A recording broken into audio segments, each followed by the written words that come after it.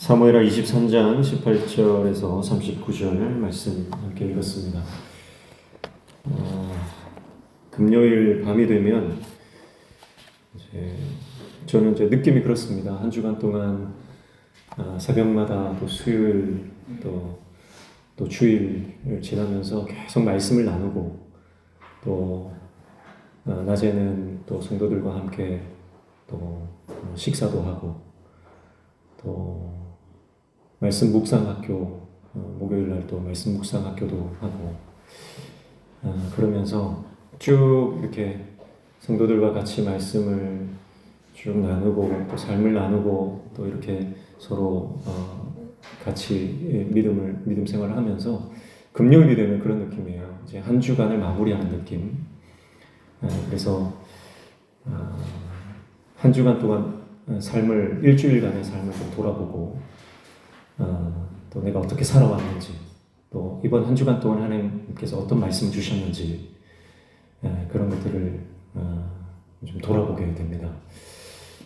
그래서 금요일을 잘 마무리하고 또 토요일은 주일을 잘 준비하고 그렇게 또 한 주간 주일을 시작하고 어쩌면 단조로운 패턴일 수 있지만 우리가 그 하나님 말씀 앞에서 우리 삶을 늘 주님과 말씀과 동행하는 삶을 살아갈 때에 그 삶이 가장 복된 인생이고 그 삶이 가장 하나님께서 기뻐하시는 인생이 아닌가 하는 생각을 하게 됩니다.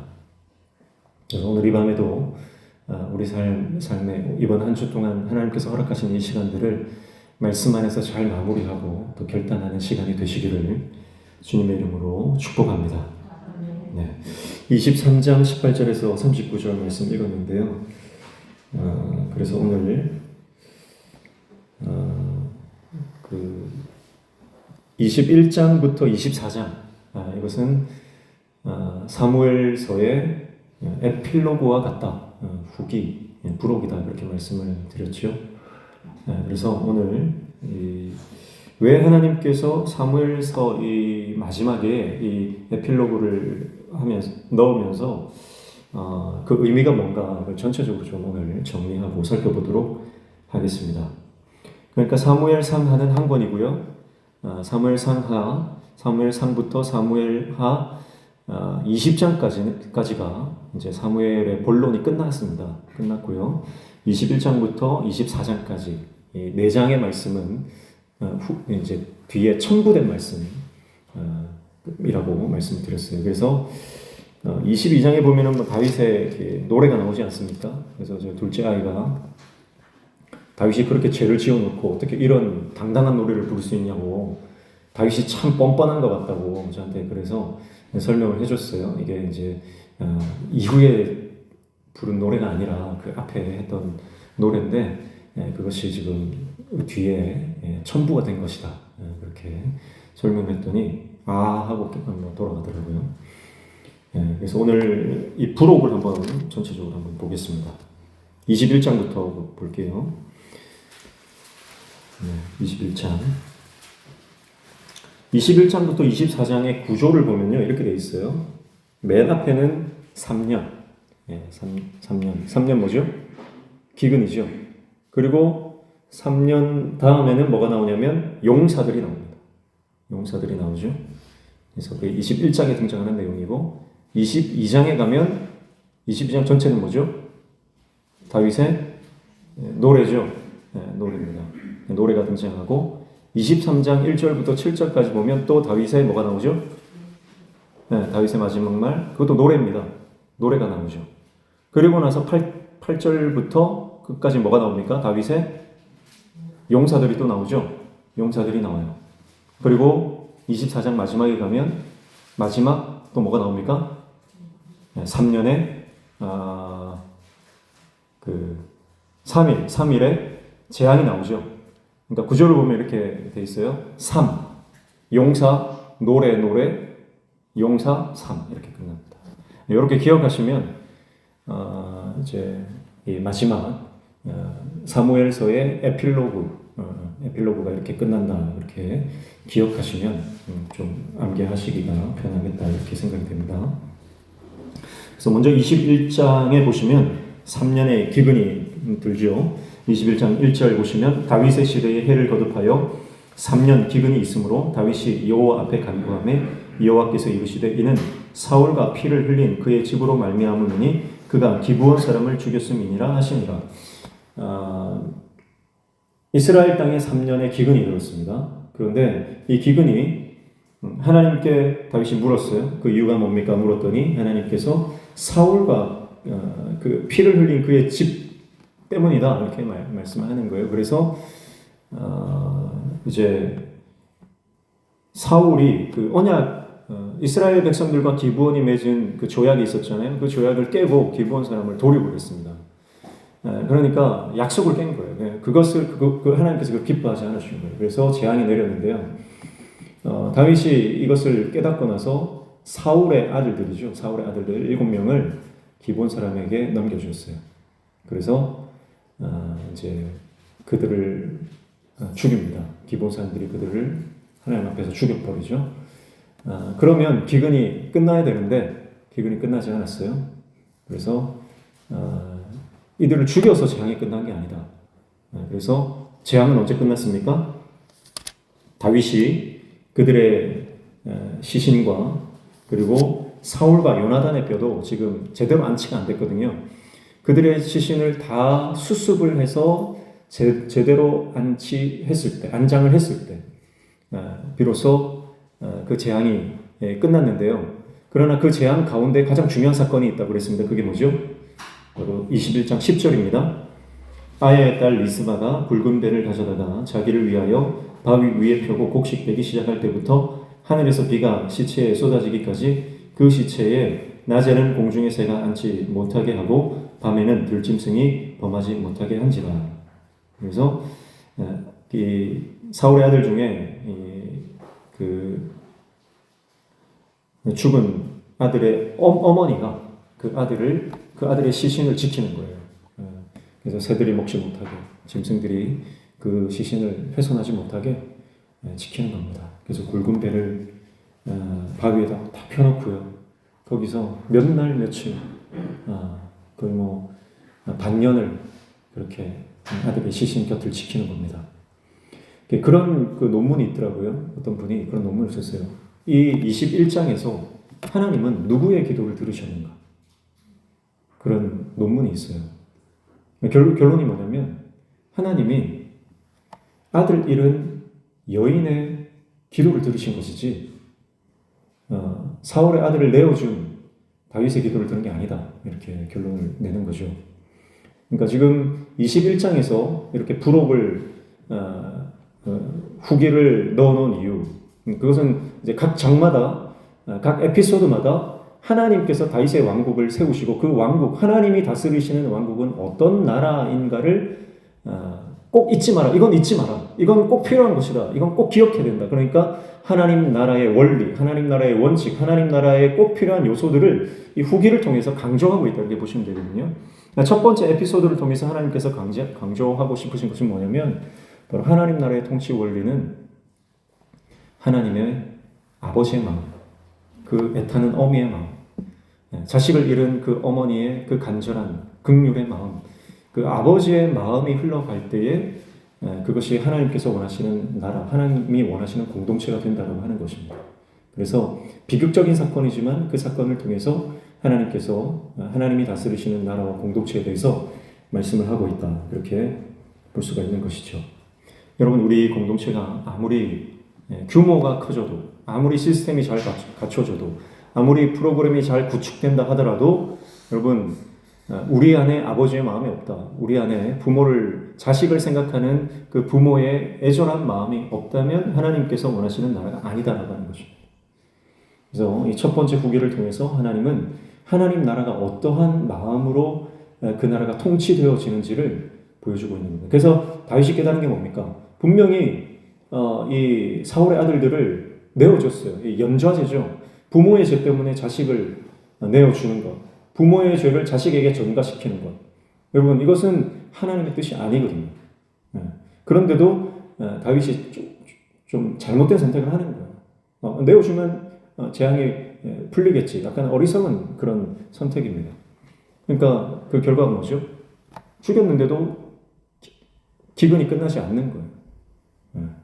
그 원인이 뭐냐 모르는 거예요. 그런데 다윗이 뭘 깨닫습니까? 그 아들 죽은 아들 시신 곁에서 애곡하고 있는 그 어미의 눈물을 보고 깨닫는 거예요. 그래서 그것을 보고 그 시신들을 수습하죠. 다 수습하고 그리고 사울과 요나단의 그 시신까지도 다 잘 수습을 해서 제대로 안장을 시키면서 이제 다윗 안에 그런 그 우리 안에 이 모든 백성들을 향한 긍휼과 자비, 아버지의 마음이 회복되어야 함을 깨닫는 겁니다. 오늘 우리 공동체 안에도 이런 아버지의 마음, 부모의 마음이 우리 안에 회복되기를 축복합니다. 그래서 자식을 예수님께 데리고 오는 그 귀신 들린 아이를 예수님께 데리고 오는 그 부모의 심정으로 우리가 모든 공동체 일원들을, 우리 성도들을, 지체들을 바라보고 그렇게 사랑해야 하는 것이죠. 이게 이제 첫 번째 21장에 등장하는 후기입니다. 그래서 두 번째는 뭡니까? 두 번째는 21장 15절부터 22절까지죠. 15절부터 22절까지. 그래서 다윗의 용사들이 등장하는데 이제 블레셋 거인들을 죽인 다윗의 용사들이 등장합니다.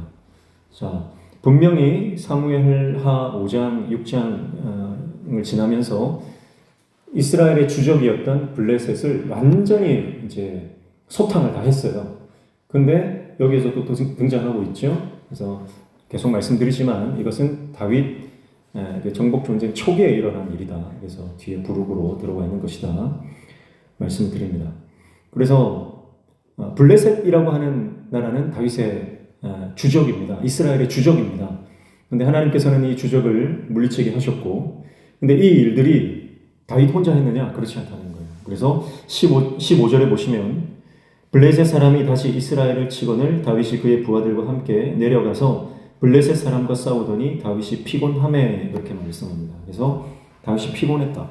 자, 우리는 다윗의 왕국이 다윗이 영웅이니까, 다윗이 대단한 하나님의 종이니까 하나님께서 기름 부어서 세우신 구국의 영웅이고 정말 하나님 마음에 합한 사람이니까 다윗이 잘해서 하나님 나라가 하나님의 왕국이 이렇게 세워졌다 이렇게 생각할 수 있습니다. 그러나 다윗 혼자서 그 일을 할 수 없다는 것을 말씀하고 있는 것이죠. 그래서 다윗이 피곤해서 죽을 위기에 놓였다는 것입니다. 그때 누가 등장합니까? 그 용사들이죠. 17절에 보면 스루야의 아들 아비새가 다윗을 도와 이렇게 말씀하죠. 다윗을 도와. 22절 말씀에 보면 이 네 사람 가드의 거인족의 소생이 다윗의 손과 그의 부하들의 손에 다 넘어졌더라. 그러면서 다윗과 그의 부하들, 그러니까 다윗과 함께했던 다윗의 용사들이 있었다. 그래서 그 용사들이 있었기 때문에 다윗이 있었던 것이다. 이렇게 말씀을 하는 것입니다. 결국 하나님의 나라의 두 번째 원리는 뭡니까? 그것은 동역의 원리다. 함께 가는 것이다. 아무리 능력 있는 사람도 혼자서 하나님의 공동체를 이끌어갈 수 없다. 반드시 동역자가 필요하다. 모세도 혼자서 리더십을 발휘할 수가 없었던 거예요. 그래서 그 안에 각 부장들을 세우잖아요. 그래서 10부장, 100부장, 1000부장들을 세워서 모세 혼자서 할 수 없는 일들을 그 리더십들이 이제 함께 동역을 하게 되는 것을 보게 됩니다. 그래서 다윗의 용사들을 통해서 다윗을 돕는 손길을 보내주셨다라고 하는 것이죠. 오늘 우리 교회 가운데도 하나님께서 이런 동역자들을 많이 보내주실 줄 믿습니다. 먼저는 저와 여러분이 이런 동역의 관계가 돼야 되는 것이고요. 저는 여러분들이 저의 신실한 동역자로 저는 생각을 합니다. 아멘이시죠? 표정이 왜 그러세요? 네? 아닌가요? 그래서 하나님이 보내주시는 거예요. 여기에서 중요한 것은 다윗이 혼자서 할 수 없을 때 아둘람 굴에 하나님께서 다윗을 돕는 사람들을 보내주시잖아요. 그래서 그들을 통해서 다윗이 하나님의 나라를 완성해가는 그 기틀을 마련하는 거예요. 혼자서는 할 수 없다는 것입니다. 그래서 그들과 함께 누구를 무찔러요?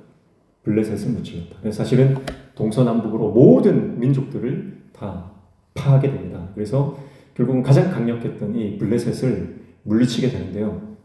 근데 우리가 여기에서 간과해서는 안 되는 게 있습니다. 다윗이 이제 이때는 통치 초기니까요. 블레셋을 무찔렀습니다. 그런데 이 블레셋을 무찌를 수 있었던 자기 인생의 가장 주적이잖아요. 가장 나를 괴롭히고 항상 따라왔던 그 문제였잖아요. 그 문제를 어떻게 이겼느냐. 물론 동역자들 붙여주셔서 함께 싸워서 이겼죠. 그런데 이 싸움을 어떻게 그 정말 중요하고 답답하고 정말 내 인생을 따라했던 그 문제를 어떻게 이겼느냐. 성경은 뭐라고 말씀하냐면 사무엘하 5장 24절 보세요. 사무엘하 5장 24절. 사무엘하 5장 24절 찾으신 분들 같이 읽습니다. 시작. 뽕나무 꼭대기에서 걸음 걷는 소리가 들리거든 곧 공격하라. 그때에 여호와가 너보다 앞서 나아가서 블레셋 군대를 치리라 하신지라. 아멘. 어떻게 해야 이깁니까? 여호와께서 앞서 가셔야 이긴다는 거예요. 그게 다윗이 인생의 이스라엘의 가장 주적, 늘 따라다니며 극복하지 못했던, 돌파하지 못했던 문제를 돌파하는 유일한 길입니다. 내가 앞서 가는 게 아니에요.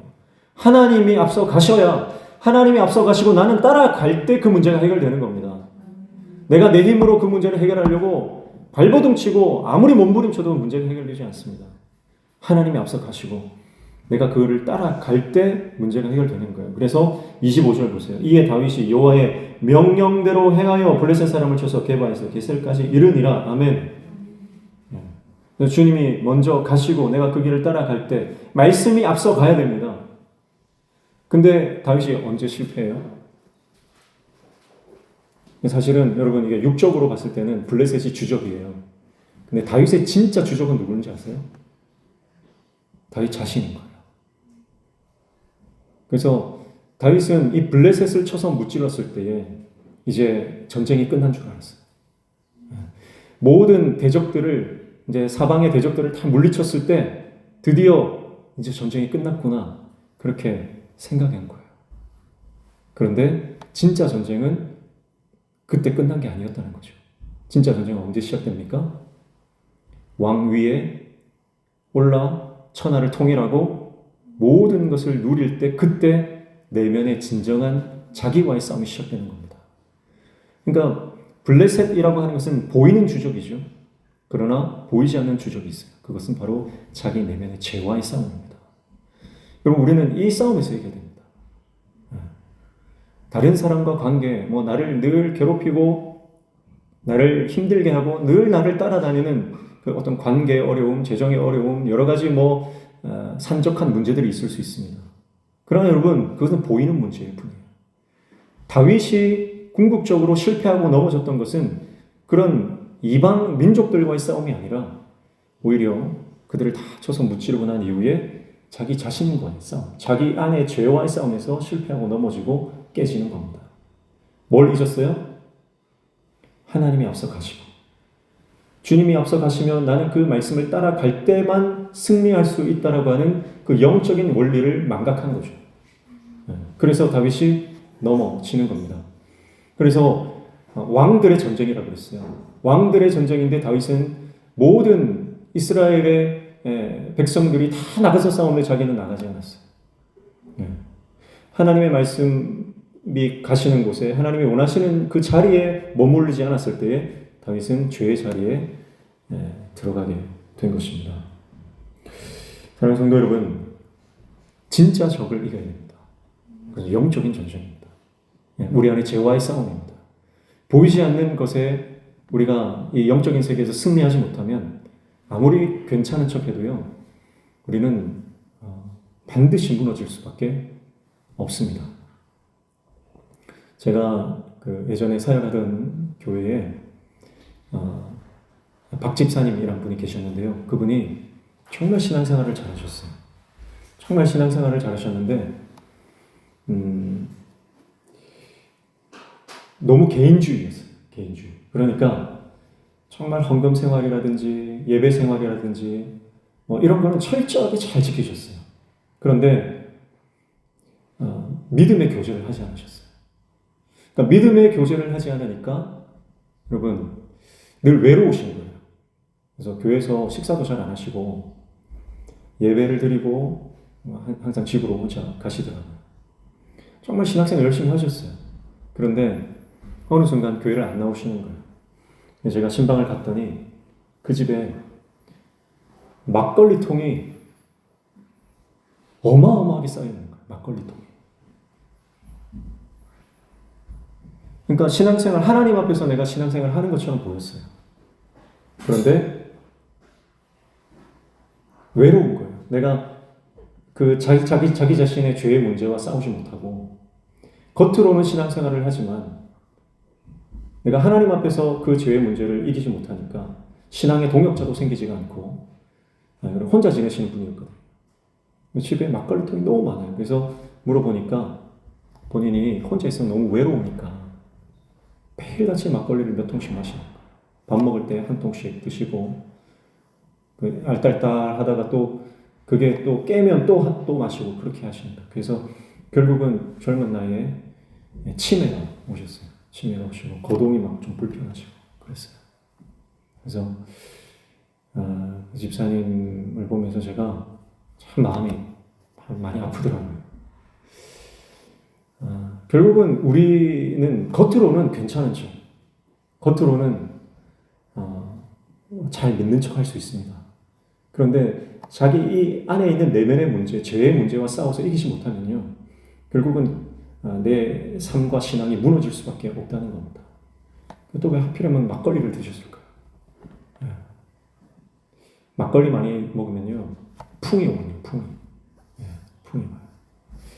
알코올은 결국은 이제 우리 신체를 망가뜨리고 또 치매를 유발하기 때문에 그 집사님이 그 알코올에 이기지 못하고 그렇게 결국은 교회를 나오지 못하셨습니다.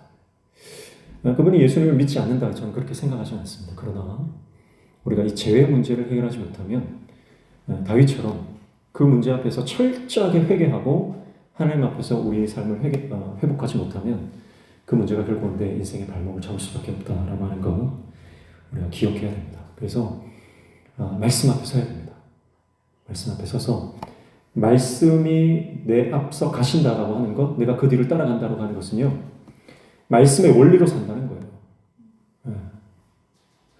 내가 원하니까 육신의 갈망대로 그렇게 내가 앞서가는 것이 아니에요. 내가 앞서간다는 것은 내가 원하는 내 육신의 갈망을 따라가는 인생이죠. 그럼 말씀은 내 뒤에 따라오는 겁니다. 그러나 우리가 하나님의 말씀을 따라갈 때에 내 육적 갈망은 내 영적인 하나님을 향한 갈망으로 변화되는 역사가 일어나게 될 줄로 믿습니다. 그래서 아마 그분이 이제 그런 문제들을 오픈을 하고 도움을 구하고 이렇게 다윗과 함께했던 그 동역자들, 붙여주던 동역자들처럼 아마 그분에게 그런 그 동역자들을 붙여주시지 않았을까 그런 생각을 하는데요. 오늘 저와 여러분 인생 가운데 하나님께서 붙여주시는 귀한 동역자들과 함께 이 신앙의 싸움을 이겨나가는 저와 여러분 되시기를 축복합니다. 그게 21장의 내용이고요. 그리고 22장은 다윗의 노래죠. 사무엘하 22장. 22장 1절 보시면 여호와께서 다윗을 모든 원수의 손과 사울의 손에서 구원하신 그날에 다윗이 이 노래의 말씀으로 여호와께 아뢰어 이르되 이렇게 말씀하고 있습니다. 지난번에 새벽에도 말씀드렸지만 이 사무엘하 22장은 10편, 18편 내용과 거의 흡사합니다. 단어, 약간 표현 이런 것들만 조금 다르고요. 내용이 거의 90% 동일합니다. 그러니까 지금 여기 사무엘하 22장의 말씀은 10편에 들어가 있는 말씀인데 굳이 왜 그 10편의 말씀을 사무엘하 부록에다가 넣어놨을까요? 왜 그렇죠? 굳이 사무엘 하에 넣지 않아도 되는 내용인데 여기 넣어놓은 것은 바로 이 사무엘 하의 말씀이 바로 하나님의 구원 이야기이기 때문에 그렇습니다. 그래서 사무엘 하 22장에서 다윗은 그의 노래, 그의 신앙 고백을 여기에 첨부함으로써 그가 왕이 되고 그가 승리하고 그가 이스라엘을 가장 위대한 국가로 만들 수 있었던 것은 다윗의 능력도 아니요, 다윗의 지혜도 아니요, 바로 하나님께서 구원해 주셨기 때문이다. 그래서 다윗의 왕국의 주인이 누구다? 하나님이시다. 그 말씀을 하고 싶은 겁니다. 그래서 모든 이방 왕들은 자기가 최고 존엄이고 최고의 위치에 있습니다. 그러나 다윗은 당대의 가장 위대한 왕이었고 열강을 제패한 왕이었지만 그러나 다윗은 진정한 왕이 아니다. 진정한 왕은 하나님 한 분이시다. 그것을 말하기 위해서 오늘 그의 노래를 시편의 말씀을 여기에다 또 놓고 있는 것이죠.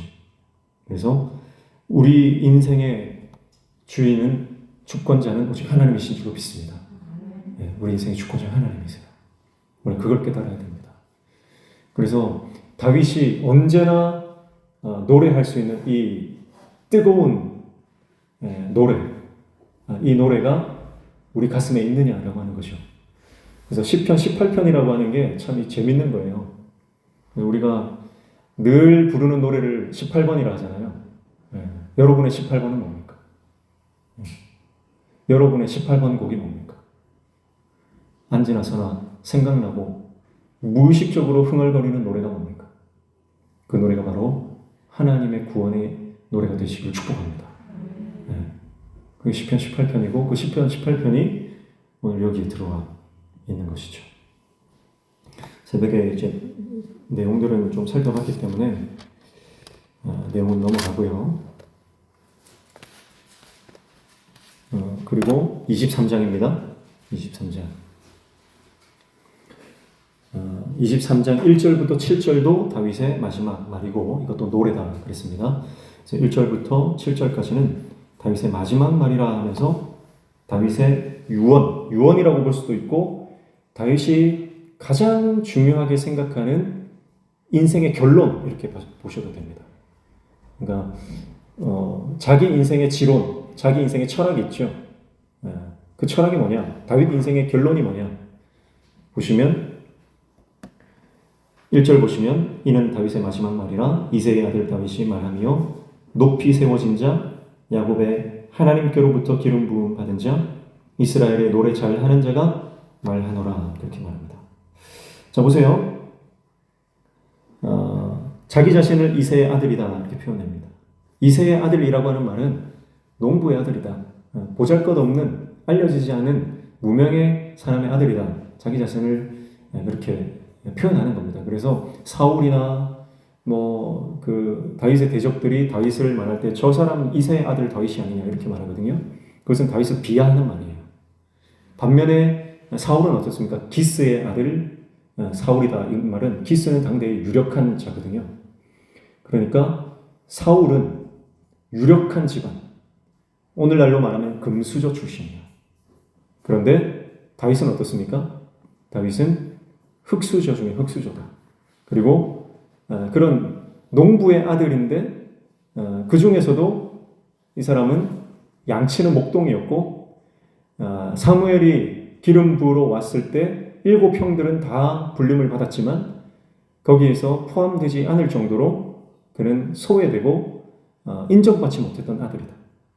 그리고 시편 27편 10절에 말하는 것처럼 내 부모는 나를 버렸을지라도 그러니까 정말 다윗이 그 인생 가운데 부모로부터 어떤 관심과 존중을 받지 못했던 그런 정말 이름 없는 사람의 아들이었음에도 그 가운데서도 정말 미천한 자였다.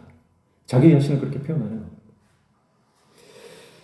이새의 아들 다윗이 말하며 그런데 그렇게 흙수저고 보잘것없고 미천한 출신이지만 하나님이 어떻게 하셨다는 거예요? 높이 세워진 자다. 자기 자신은 하나님께서 세워주셨다는 겁니다. 그러니까 나는 보잘것없고 나는 능력이 없고 나는 자격이 없는 사람입니다. 그러나 하나님이 나를 세워주셨다는 거예요. 이게 다윗의 신앙 고백이죠. 그리고 그 다음 뭡니까?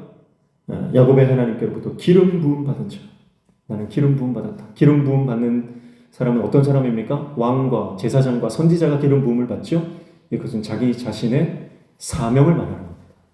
그러니까 분명한 자기 사명감, 자기 인식이 있었던 거죠. 그리고 이스라엘의 노래 잘하는 자가 말하노라 이렇게 말합니다. 자기는 노래를 잘한다는 거예요. 오늘날로 말하면 정말 자기는 목청이 좋고 정말 노래를 잘한다 그런 뜻이 아니라 여기서 노래를 잘한다는 것은 다윗은 예배자다 그 말이죠. 예배자다. 자기 자신을 표현할 때 뭐라고 세 가지로 표현합니까? 나는 하나님이 세워주신 자고, 나는 하나님이 기름 부으신 자고, 나는 예배자다. 그러나 내가 그렇게 될 자격이 있는 사람이냐? 아니, 나는 그런 자격이 없는 사람인데 하나님이 나를 그렇게 세워주셨다. 나는 이새의 아들 다윗이다. 그 고백이 지금 다윗의 고백입니다. 이게 다윗의 마지막 말이라는 거예요. 여러분, 우리가 마지막 내 인생의 결론을 말할 때, 내가 마지막 인생의 유언을 남길 때 여러분은 뭐라고 표현하겠습니까? 나는 예배자입니다. 나는 하나님의 사명자입니다. 나는 하나님의 은혜로 살아왔던 사람입니다. 여러분, 다윗이 그 말 하는 거거든요.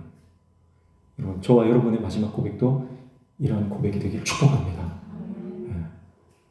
그래서 우리는 어떤 것을 성공의 척도로 삼느냐, 그것이 인생의 기준이 뭐냐, 그것이 우리 인생이 어떤 사람인지를 가르는 겁니다. 그래서 내가 얼마를 벌었고, 내가 어떤 직위를 가졌고, 내가 어떤 과정을 거쳐왔고, 내 경력이 어떻고, 그런 말을 하는 게 아니죠. 오직 다윗은 하나님 앞에서 나는 자격 없지만 하나님이 나를 예배자로, 나를 사명자로, 하나님의 은혜를 아는 사람으로 이렇게 나를 세워주셨다. 그게 다윗의 고백이라는 거예요. 그러면서 2절에 보면 여호와의 영이 나를 통하여 말씀하시며 그의 말씀이 내 혀에 있도다. 그러니까 다윗이 하나님의 영이 임한 사람, 성령의 사람이다.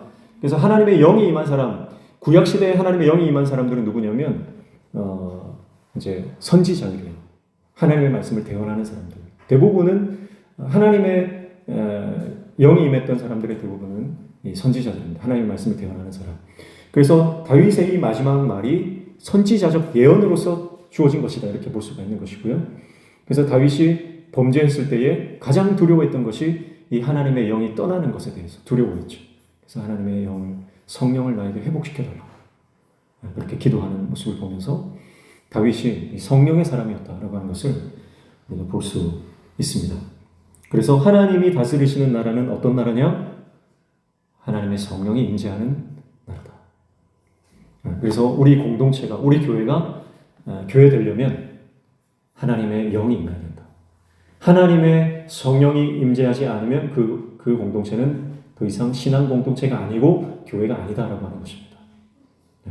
하나님의 성령이 임해야 우리의 형편과 사정과 처지가 어떠하든지 간에 하나님의 영이 임하면 그것은 하나님께서 인정하신 교회가 되고 하나님께서 쓰시는 공동체가 된다는 거죠. 그러나 하나님의 영이 없다. 성령이 역사하지 않는다. 기도를 해도 감동이 없고 찬송을 해도 마음이 냉랭하고 말씀을 들어도 은혜가 없다. 그러면 모양은 교회라도 하나님 볼 때는 교회가 아니다. 그래서 우리가 두려워해야 되는 게 뭡니까? 우리가 두려워해야 되는 것은 저 사람이 나를 싫어하면 어떡하나, 저분이 나를 미워하면 어떡하나, 내 인기가 떨어지면 어떡하나. 목회자라서 저도 그런 생각이 많이 들어요. 저 성도가 나를 싫어하면 어떡하나. 그런 생각들이 불쑥불쑥 들어오거든요. 그러면 그분한테 내가 잘 보이려고 하고 또 그분한테 내가 환심을 사려고 하는 그런 인간적인 생각들이 들 때가 있는 겁니다. 그러나 우리 인생의 본질, 우리 공동체, 믿음의 공동체의 본질은 그게 아니라는 거예요. 누가 누구에게 인기를 얻고 높아지고 인정받고 박수받고 하는 게 아니라 교회 공동체의 본질은 우리 안에 성령이 역사하시는가 하는 겁니다. 그래서 나는 부족하지만, 나는 인기가 없고 사람들이 나를 싫어해도 우리 공동체 안에 성령이 역사하시면 우리는 함께 갈 수 있다는 거예요. 그러나 성령이 역사하지 않으면요, 아무리 우리가 유력한 사람들이 모인다 할지라도 그것은 하나님께서 쓸 수가 없다. 그런 것입니다.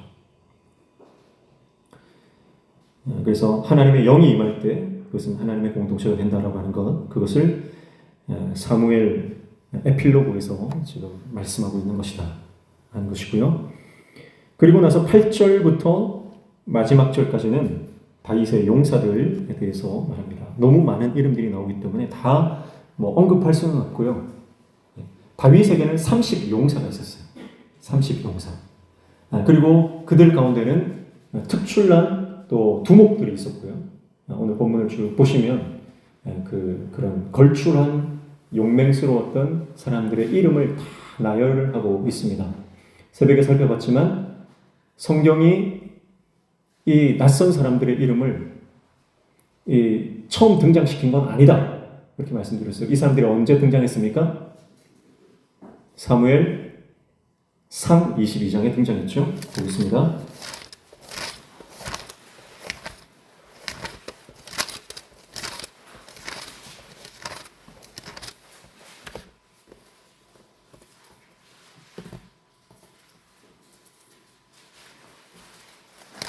(22장) 1절 2절 찾으신 분들 같이 읽습니다. 시작. 그러므로 다윗이 그곳을 떠나 아둘람 굴로 도망하매 그의 형제와 아버지의 온 집이 듣고 그리로 내려가서 그에게 이르렀고 환난당한 모든 자와 빚진 모든 자와 마음이 원통한 자가 다 그에게로 모였고 그는 그들의 우두머리가 되었는데 그와 함께한 자가 400명 가량이었더라. 아멘. 사무엘상 22장에 이 용사들의 이름은 거론되지 않았지만 이들이 어떤 사람인지는 이미 말씀하고 있었다는 거죠. 어떤 사람입니까? 환난당한 자, 빚진 자, 마음이 원통한 자. 그들입니다. 그들이 다윗 곁에 모여들었어요. 아둘람 굴에 다 모여들었습니다. 처음에는 400명이었다가 나중에는 600명이 되죠. 이미 이들은 다윗의 곁에 모여들었고 이스라엘 다윗의 왕국을 건설하는데 기초가 되었던 사람들입니다. 그리고 그들의 이름이 드디어 이제 언급이 되는 겁니다. 여러분, 이 사람들이 처음부터 여기 보면요, 이 사람들 정말 거의 삼손과 맞먹는 그런 사람들이에요. 그렇죠? 혼자서 800명을 죽이고 300명을 죽이고 사자를 찢어 죽이고 거의 삼손이랑 비슷해요. 근데 동일하게 등장하는 게 뭐냐면 삼손이 혼자 힘을 씁니까? 아니죠. 삼손도 힘을 쓸 때 보면 꼭 등장하는 게 뭐예요? 여호와의 영이 임하시네. 하나님의 영이 함께 하실 때만 힘을 쓰는 겁니다. 머리칼 자체에 능력이 있는 게 아니거든요. 하나님이 함께 하신다는 머리칼은 상징이죠. 믿음의 순종이죠. 그 순종이 있을 때 하나님의 법대로 살아가는 그 믿음이 있을 때 여호와의 영이 임하고 하나님 말씀에 순종할 때 그는 위대한 일을 행했다는 것입니다. 근데 오늘 이 용사들도요, 한 사람 한 사람 이름 앞에는 등장하지 않지만 오늘 방금 읽었던 23장 1절 7절에 보면 여호와의 영이 다윗에게 임했다는 말씀이 등장하죠.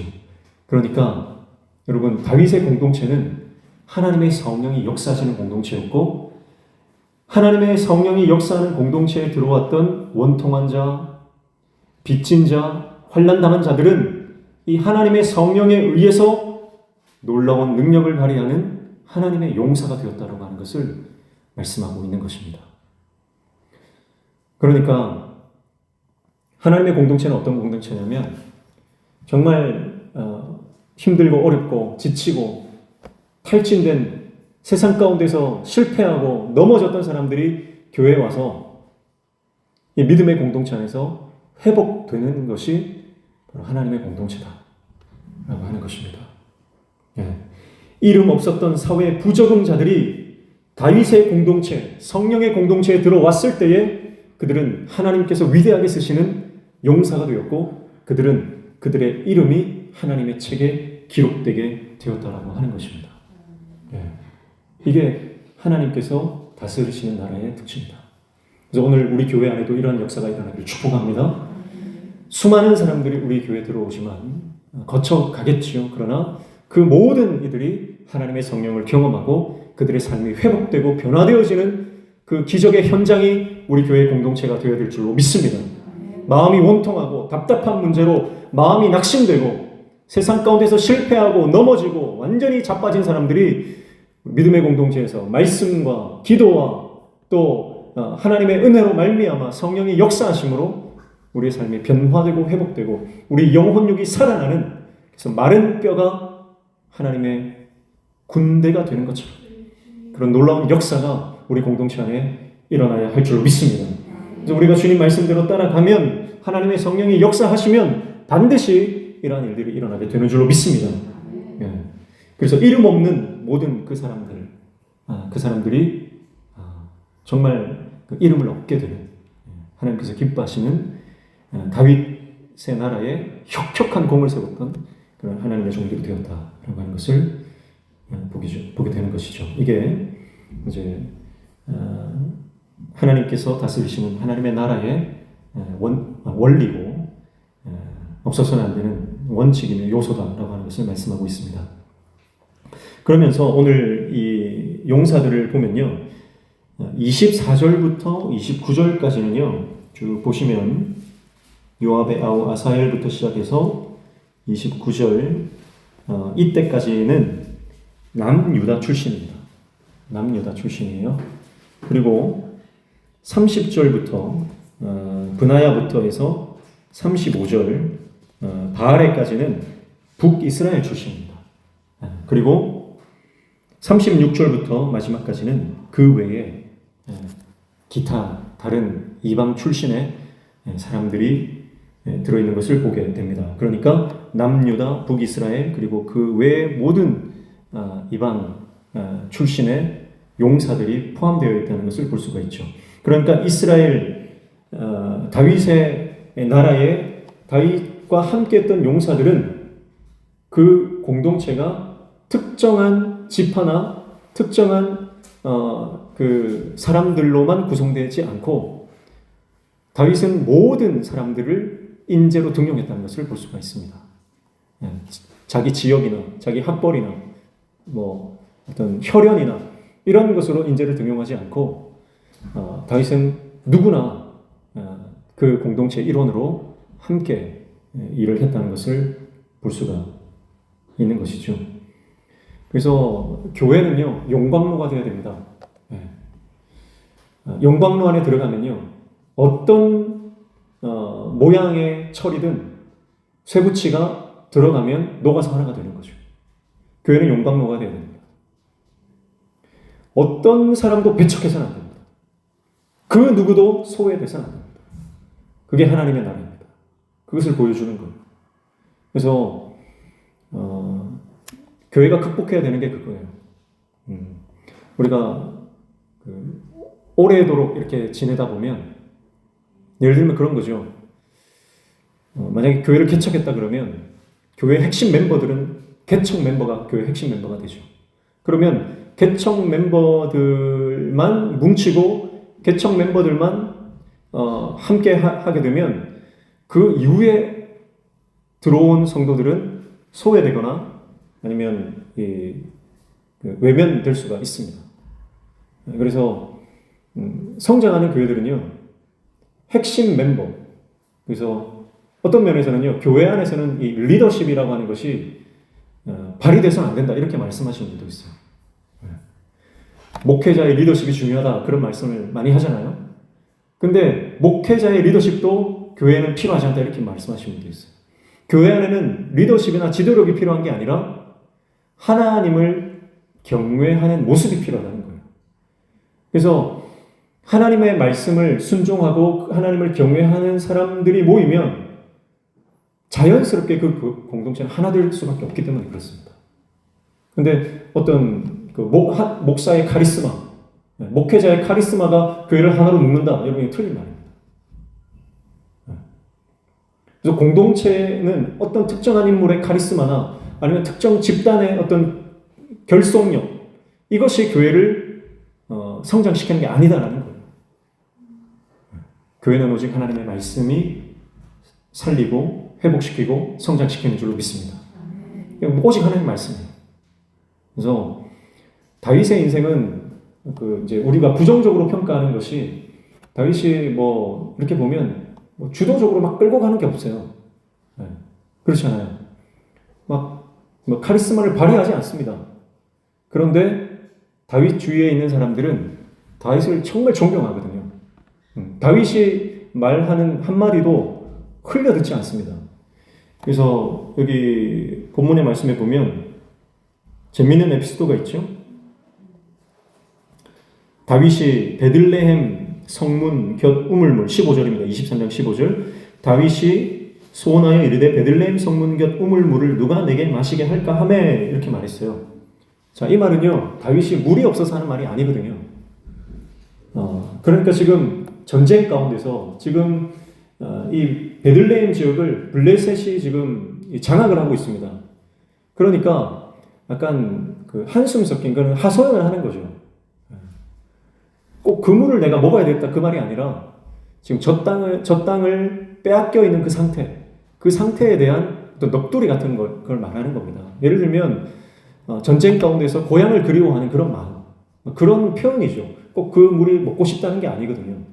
그런데 그렇게 어떤 흘리면서 했던 말까지도요, 이 세 용사, 오늘 본문에는 무명의 용사로 등장하는데 이 세 용사가 그 다윗의 말을 듣고 어떻게 합니까?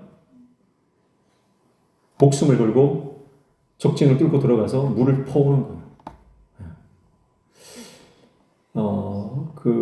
앞서도 그 21장에도 그러죠? 21장에도 아비새가 뭐라고 합니까? 다윗을 21장 17절에 보면 수르야의 아들 아비새가 다윗을 도와 그 블레셋 사람들을 쳐 죽이니 그때에 다윗의 추종자들이 그에게 맹세하여 이르되 왕은 다시 우리와 함께 전장에 나가지 마옵소서 이스라엘의 등불이 꺼지지 말게 하옵소서 하니라. 그렇게 말하죠. 다윗과 함께했던 다윗의 동역자들은 다윗을 뭐라고 생각해요? 이스라엘의 등불이다. 그리고 다윗이 그냥 흘려서 했던 그 한마디도 그들은 흘려 듣지 않아요. 그리고 목숨 걸고 가서 다윗이 말했던, 우리의 왕이 말했던 그 베들레헴 성문 곁 우물물을 길러다가 다윗에게 갖다 주는 겁니다. 어떻게 이렇게 다윗이 그들에게 존경을 받고 다윗을 위해서 목숨을 내어놓을 수 있을 만큼 그런 신뢰관계가 형성되었을까요? 다윗이 하나님을 경외하고 하나님을 예배하는 예배자로 살았기 때문에 그렇습니다. 말씀을 보면 다윗이 뭘 이렇게 막 강압적으로 한 적이 없거든요. 사실 조금 무능하다 싶을 만큼 뭐 처리하는 일들이 별로 없거든요. 그럼에도 불구하고 다윗의 나라를 하나님 쓰시는 이유는 다윗이 하나님 앞에서 자신의 리더십이 아니라 하나님의 리더십을 믿고 따라갔기 때문에 그렇습니다. 그래서 우리 공동체 안에도요, 어떤 인간적인 지도력이 아니라 하나님의 말씀이 우리를 앞서가시는, 그래서 그 말씀에 순종하며 말씀을 경외하는 공동체가 되기를 축복합니다. 그래서 목회자가 보여줘야 되는 것은 목회자 스스로 하나님 앞에서 신앙으로 순종하며 살아가는 모습을 보여주는 것이지 이래라 저래라 카리스마를 발휘하는 게 아니다라는 거예요. 우리 모든 장로님들도 마찬가지입니다. 권사님들도 마찬가지고 우리 모든 항조원직들, 직분자들이 우리가 모든 성도들에게 보여야 하는 것은 내가 고난과 역경과 환난 가운데서 어떻게 하나님을 믿는 모습을 보여주는가 하는 거예요. 그 모습을 보고 모든 성도들과 우리 후배들이 하나님을 믿는 게 저런 거구나. 하나님 믿는다는 게 저런 거구나. 그래서 삶으로 가르치는 것만 나눈다 그러잖아요. 우리가 자녀들에게도 마찬가지입니다. 정말 힘들고 어려운 가정에 문제가 있을 때 우리 부모님이 저렇게 하나님 믿는 거구나. 저렇게 하나님을 의지하는 거구나. 나중에 자녀들이 우리 부모를 떠났을 때에 힘들고 어려운 동일한 상황들을 마주쳤을 때 떠올리는 것은 우리 부모님들이 어떻게 신앙생활을 하셨는가.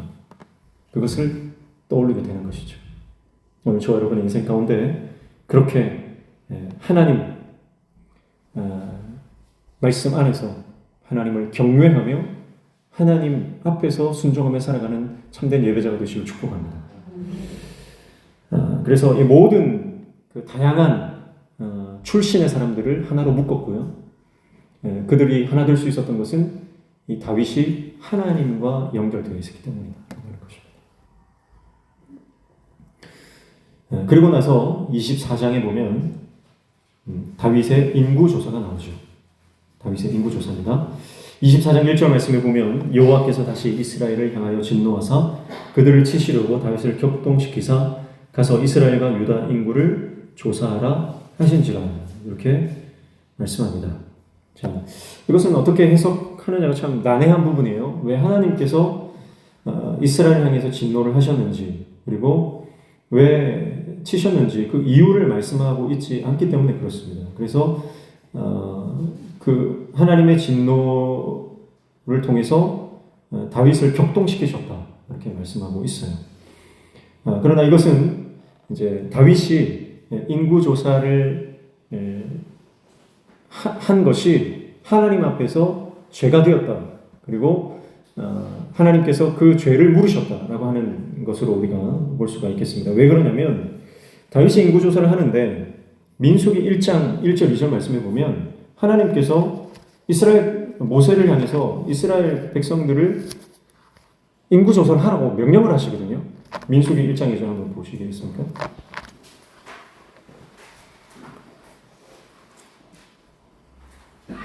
민수기 1장 1절 2절입니다. 찾으신 분들 같이 읽습니다. 시작.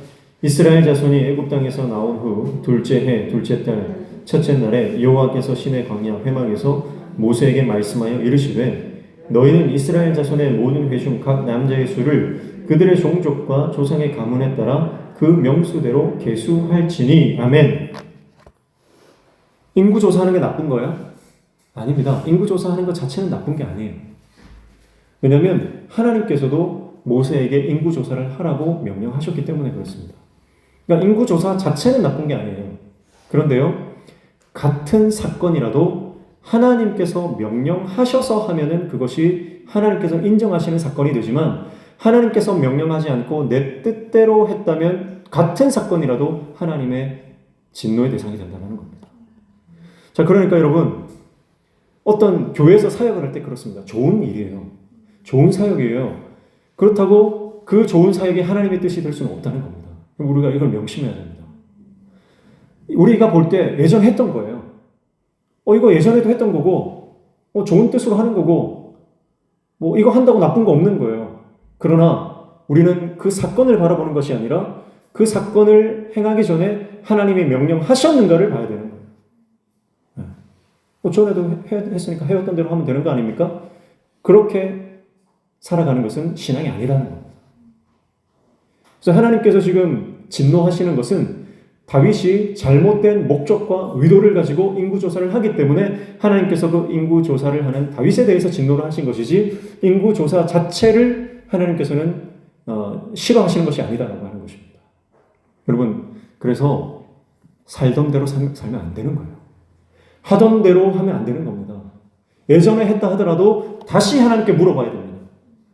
내가 예전에 성공했던 것이라 할지라도 그 일을 하기 전에는 반드시 하나님께 물어야 됩니다.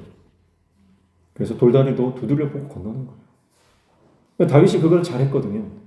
올라갈까요 말까요? 싸울까요 말까요? 하나님 어떻게 할까요? 당연히 이전에 블레셋과에서 싸웠잖아요. 이겼잖아요. 첫 번째 전쟁에서 이겼거든요. 그러면 동일하게 나가서 싸우면 이길 것 같은데 다윗은 그렇게 하지 않았거든요. 물었거든요. 하나님 어떻게 할까요? 그래서 하나님께서 아까 말씀하신 거 아닙니까? 기다려라. 기다렸다가 여호와 앞에 나가시면 여호와의 그 발소리, 진동소리가 들리면 그때 나가라. 순종했더니 승리하는 겁니다. 근데 인구조사는 어떻게 하는 거예요? 당시 하나님께 묻지 않고 모세도 했는데요. 모세도 했고 하나님이 예전에 명령하신 일이니까 나도 하면 되겠지 하고 자신의 뜻과 자신의 의도가 거기에 들어갔기 때문에 하나님께서 그것에 대해서 진노를 하시는 것입니다. 그리고 출애굽기 30장 보십시오. 출애굽기 30장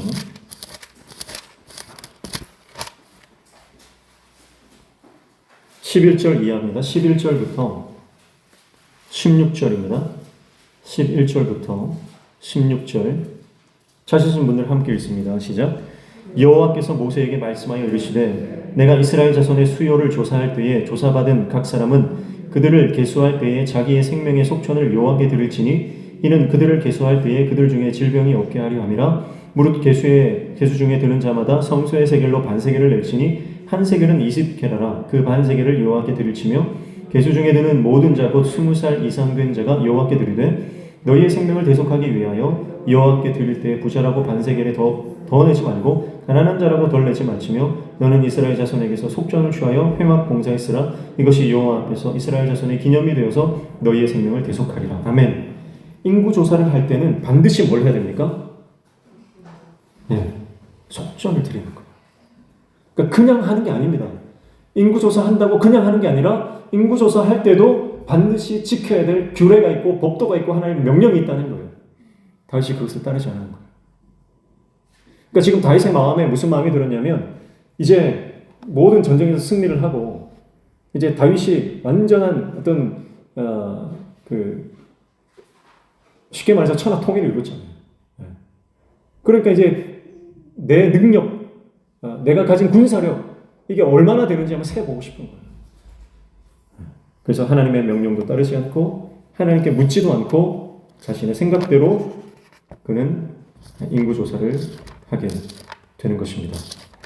그래서 사무엘하 마지막 장이잖아요. 24장이 마지막 장인데 하나님께서 다윗의 죄를 마지막으로 언급하고 그리고 그 죄를 하나님 앞에서 회개하며 회복하시는 하나님의 사건으로 마무리하고 있습니다. 그러니까 하나님의 나라는 끊임없이 자신의 죄와 싸우는 나라고 이 죄의 문제와는 끊임없이 싸워야 되고 또 죄를 지었을 때 다윗이 즉각 이때는 회개하거든요. 회개하고 하나님 앞에 그 잘못을 용서를 구합니다. 어쨌든 하나님께서 이 죄의 결과를 물으십니다. 죄의 결과를 물어서 이스라엘 땅에 어마어마한 죄의 결과가 일어나게 되는데 지금은 이제 그 부분까지는 다루지 않고요. 다윗의 죄와 하나님 나라는 결국은 하나님 말씀 명령에 따라 순종하며 자신의 의도와 계획이 개입되지 않는 것이 하나님 나라다. 그것이 하나님의 공동체다라고 하는 것을 보여주고 있는 것입니다. 제가 이 말씀을 묵상하면서 한 가지 또 들었던 생각이 뭐냐면 다윗의 죄를 이렇게 사무엘하 마지막 부록에 집어넣고 있는 것은 굉장히 의미가 있다는 생각이 들어요. 다윗의 치부 아닙니까? 그런데 그것을 숨기지 않고 드러냈다. 그리고 이 21장부터 24장까지 다른 사람의 죄는 넣어놓지 않았습니다. 그렇죠? 오직 다윗의 죄만 넣어놨어요. 요압의 이름이 빠져 있죠? 요압의 이름이 빠져 있습니다. 요압의 이름이 빠진 이유는 두 가지 정도로 볼 수 있습니다. 첫 번째는 이렇게 보시는 건데요. 그 30명의 용사들, 그 위대한 세 용사들 두목들이 있는데 그 중에 요압의 이름이 없다는 것은 요압은 그들과 비교할 수 없는 좀 레벨이 다른 그런 용사다. 그렇게 해석하시는 분이 있어요. 그것도 설득력이 있다고 생각이 됩니다. 그러니까 사실은 이 요압이 다윗의 그 왕국을 건설할 때는 가장 공이 많은 사람 중에 한 명이기 때문에 그렇게 해석하는 것이 옳을 수 있겠다라고 생각이 듭니다. 그런데 제가 해석하는 것은 그겁니다. 사실 요압은 다윗의 측근이고 다윗을 가장 많이 도와줬지만 사실은 자신의 야망으로 하나님 나라를 꿈꿨던 사람이 아니고 다윗을 이용해 먹었던 사람이다 이렇게 보는 게 맞거든요. 그래서 결국 다윗의 유언의 마지막에 요압을 처리할 것에 대해서 솔로몬에게 유언을 남기지 않습니까? 그래서 그런 하나님 나라에 합하지 않은 모습들 때문에 사실은 가장 큰 반역자거든요. 결국 마지막에 반역을 했고요.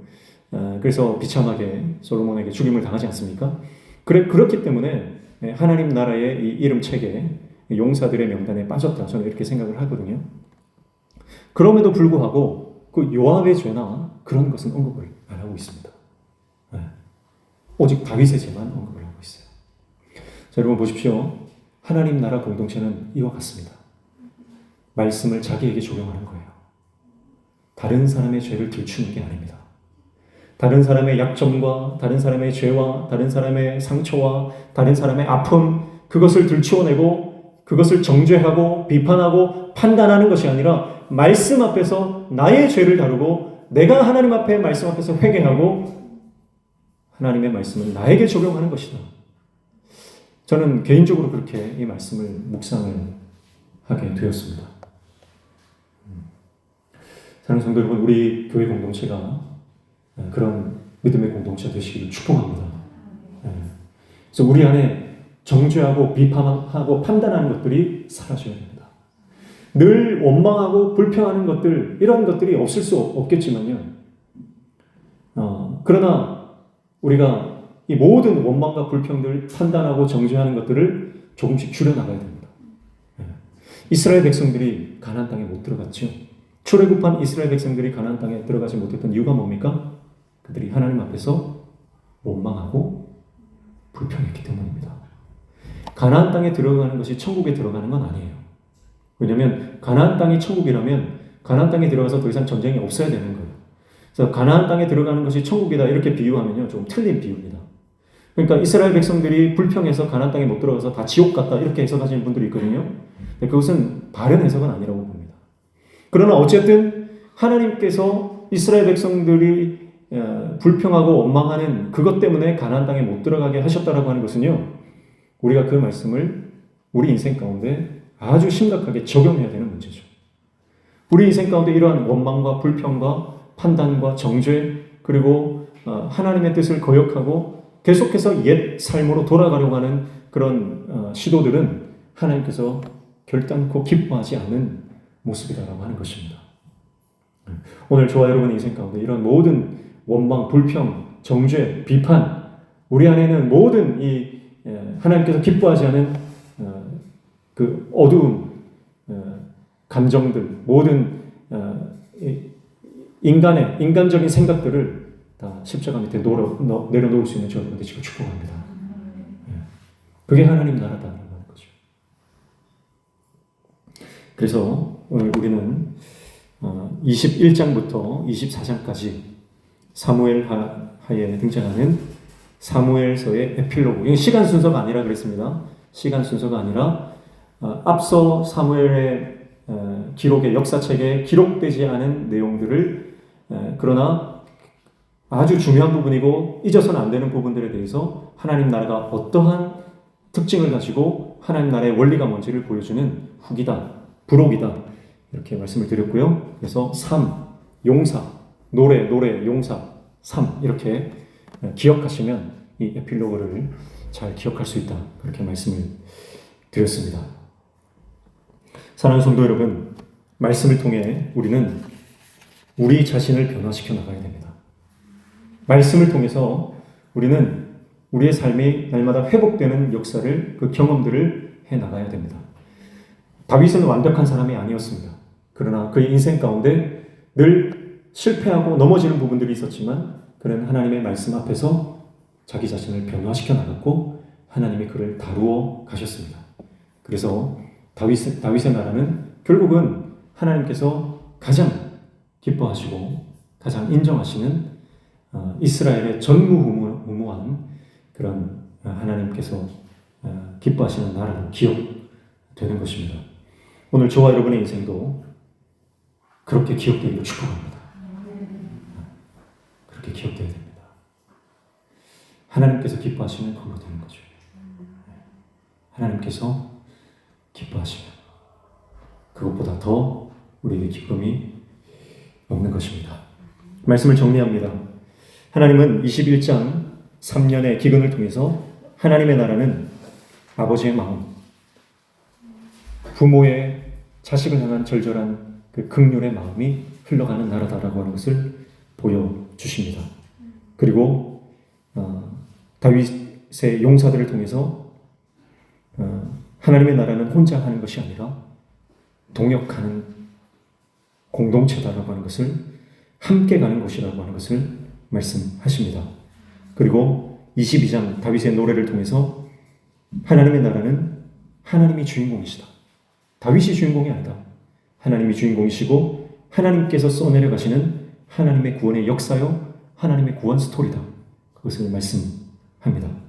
23장 1절 7절 마지막 다윗의 노래를 통해서 하나님의 나라는 하나님의 성령이 임재하시는 나라다. 그것을 말씀하고 있고요. 그리고 8절 이하에 수많은 용사들의 이름을 열거하시면서 아둘람 굴에 모여들었던 이름 없는 사회 부적응자들이 하나님의 영을 통해 다윗의 왕국을 통해 놀라운 하나님의 용사로 변화되어 갔다라고 하는 것을 보여줍니다. 하나님의 나라는 회복과 변화가 있는 곳이다. 그것을 말씀하고 있습니다. 그리고 그들은 다 출신이 다르고 그들은 다 배경이 다릅니다. 그러나 다윗은 그들과 함께 하나님의 나라를 건설해 갔다는 것을 보여줍니다. 마지막 24장을 통해서 다윗의 죄와 끝까지 하나님의 나라는 이 죄와 싸워야 하며 그리고 하나님 앞에 회개할 때 하나님은 용서하시고 은혜를 다시 베풀어 주신 분이다라고 하는 것을 보여주고 있습니다. 오늘 우리에게 주신 이 말씀을 우리가 기억하면서 우리 인생에도 어쩌면 나중에 이 에필로그를 쓰지 않을까 그런 생각을 합니다. 내 인생의 에필로그를 쓴다고 한번 가정하시고요. 그렇게 일기를 한번 써보십시오. 내가 인생을 마무리했다 생각하시고 내 인생에 내가 살아왔던 그 하나님의 역사와 내 삶에 개입하셨던 하나님의 그 놀라운 이야기들을 우리가 에필로그로 이렇게 써내려간다면 내 인생에 어떤 에필로그들이 남게 될 것인가.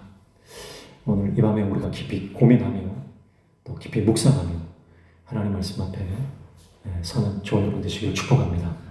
오늘 이 밤에 또 기도할 때 하나님께서 우리 기도를 들으시고 우리 삶의 응답의 놀라운 역사를 허락해 주실 줄로 믿습니다. 함께 찬양하겠습니다. 찬송가 288장